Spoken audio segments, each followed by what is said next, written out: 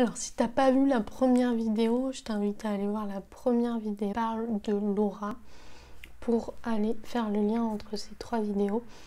Après cette vidéo sur l'humeur, on va voir la solitude. Dans la précédente vidéo, justement, on parlait du fait que nos émotions créent des composés chimiques dans notre corps.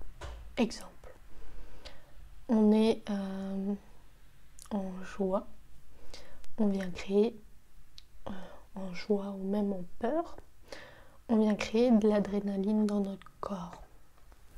Et là, c'est un composé chimique qui lui aussi se libère dans l'espace.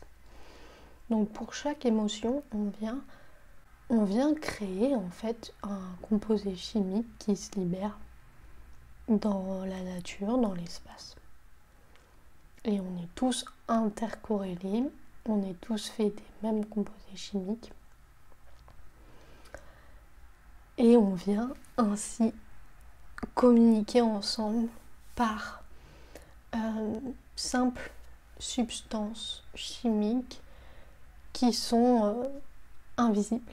Lorsqu'on est amoureux, on dégage des hormones, des phéromones qui se libèrent et qui attirent ou non un partenaire. Je pense que c'est assez révélateur du fait que nos sentiments, notre humeur, nos émotions sont créées à partir d'une certaine pensée. Donc on peut changer le rouage pour aller créer une autre émotion par rapport à une pensée qu'on a, pour aller créer une autre physiologie dans son corps.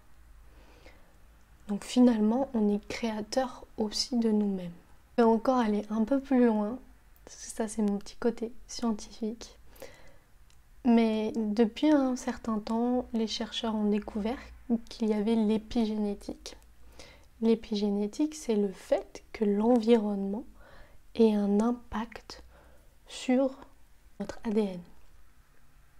Du coup, si on a cette même réflexion, on peut aussi se dire que nos émotions créent des composés chimiques dans notre corps, nous créent peut-être des fois des impulsions quand on sent, seul, tiens, la solitude pour le prochain, quand on se sent seul, peut-être qu'on va se noyer dans la nourriture, peut-être qu'on pourrait appeler quelqu'un, ça serait cool ça. Ça serait mieux si on se sent vraiment seul. Aller trouver réconfort dans quelque chose d'extérieur à nous. Ce que j'ai envie de te partager du coup dans cette vidéo, c'est que toi-même, tu peux être ton propre réconfort et être à l'écoute de tes émotions, de tes pensées qui ont déclenché ces émotions, et pour recréer le schéma inverse et revenir créer une émotion qui t'est favorable pour aller vers ce que tu as envie d'aller. Tout ça pour te dire que tu es le créateur. Tu crées tes pensées, tes émotions qui induisent des éléments chimiques que tu transmets à l'environnement. Donc tu peux toi-même transformer tes émotions, tes sentiments, tes pensées à l'intérieur de toi pour aller transformer ton environnement.